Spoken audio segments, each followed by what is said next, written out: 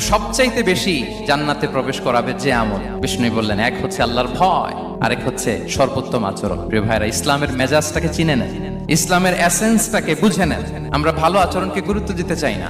অনেক নামাজি লোক দেখবেন নামাজ পড়তে পড়তে কপালে কালো দাগ ফেলে দিচ্ছে, বাসায় বউয়ের সাথে খারাপ আচরণ করে, খিটখিটে মেজাজের, প্রতিবেশীর সাথে শুধু ঝগড়া, কলিগদের সাথে ঝগড়া, মারামারি, দুঃসম্পর্ক, এরকম আছে না? নাই বলেন, আছে না?